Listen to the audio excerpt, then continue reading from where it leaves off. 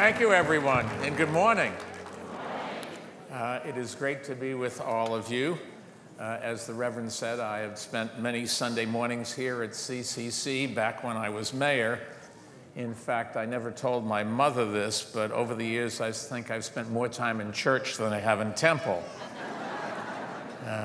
One of the best things about being mayor was having the chance to experience the city's spectacular diversity. Every faith and every philosophy, every neighborhood, every culture, and every type of food. I think I actually put on 10 pounds during my campaigns. Actually, I loved every minute of it, and I worked morning, noon, and night to repay the public trust that they put in me. I think you know I took that trust very seriously. And one of the first things that I did after being elected mayor was to reach out to faith leaders, particularly Reverend A.R. Bernard, who always gave me good advice.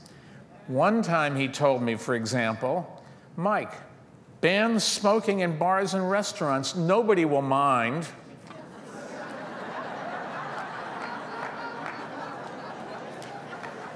But seriously, I've always believed that any mayor's most important responsibility is protecting people's health and protecting them from violence and danger. And that's why stopping gun violence has been one of the fights of my life. And this morning, thank you. Thank you. And this morning, I'd like to talk briefly about what I've learned along the way. Now, when I first came into office back in January 1st of 2002, a lot of people thought that gun violence in New York City had gone as low as it could go. But there were still 650 people being murdered every year back in 2001, and most of them were young Black and Latino men. And I was not going to accept that, and I didn't. At the same time, when I came into office, the relationship between the Black community and the police was not good. And I was not going to accept that either. I was determined to improve police-community relations while at the same time reducing crime even further. And for a good long while, we did both, I'm happy to say. In fact, no other city in America did what we did. We reduced murders by 50%, reduced police shootings to historic lows, reduced the number of people incarcerated by nearly 40%. We proved a city could do all of these three things at once. If the skeptics had been right that crime was really at rock bottom, and if murders stayed at that same level and we had done nothing, then some 1,600 more people would have been killed while we were in office. And most of them were young people, or would have been young people, with lives so full of promise from Black and Latino communities. So saving lives and taking illegal guns off the streets, we came at the problem from every conceivable angle. We worked closely with community leaders, particularly Reverend Bernard. We reformed the juvenile justice system to help young people who had made bad decisions get their lives back on track. And we created a program called the Young Men's Initiative to help at-risk Black and Latino youth overcome the odds and succeed. It was the first program of its kind in the nation, and I'm happy to say President Obama built on its success by creating a similar program called My Brother's Keeper. I'm glad you know about it. At the same time, I took the fight directly to the NRA. And I helped organize a coalition of more than 1,000 mayors against illegal guns. And we went after the most irresponsible gun dealers across the country. Now, I didn't come here this morning to toot our own horn because we didn't get everything right. We did make mistakes. I made mistakes. I've never met anybody who hasn't made a mistake. The critical issue is whether you can admit it. Well, I think I can. Thank you. And whenever something went wrong, I took responsibility, including if an innocent New Yorker was killed by police. In those rare but awful cases, I made a point of meeting with the family. I apologized. We held police officers accountable, and we worked to make sure that it never happened again. That approach helped rebuild a sense of mutual respect and trust. And so did our commitment to hiring more diverse police force, which meant that racial and ethnic minorities became the majority of all patrol officers. Because I believe that police departments should look like the cities that they serve.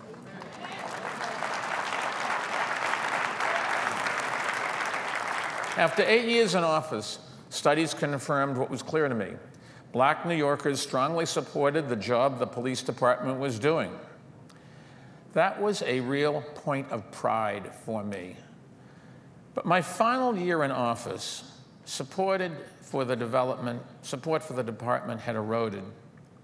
And the main reason was the practice of something called stop and frisk.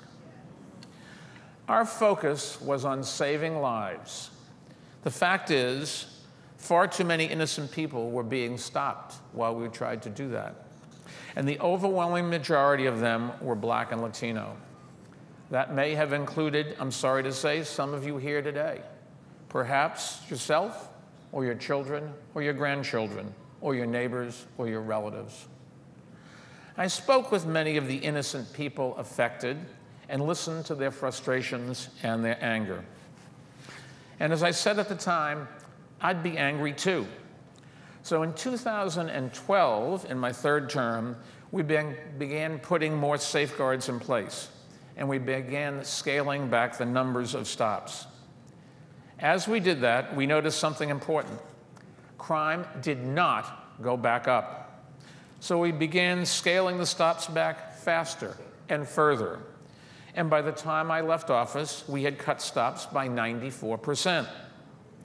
But because of the numbers of stops of innocent people, because it had been so high, resentment had built up. And we eroded what we had worked so hard to build, trust. Trust between police and communities, trust between you and me. And the erosion of that trust bothered me deeply, and it still bothers me, and I want to earn it back.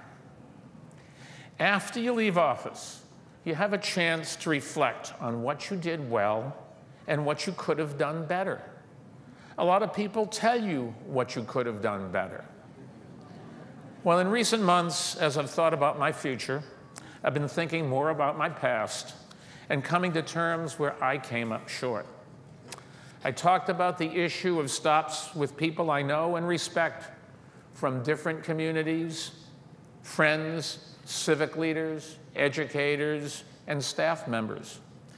I always believe that leadership involves listening and reading and respecting diverse viewpoints and acknowledging when you didn't get them right.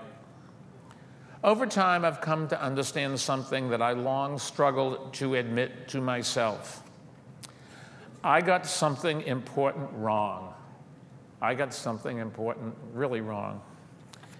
I didn't understand that back then, the full impact that stops were having on the Black and Latino communities.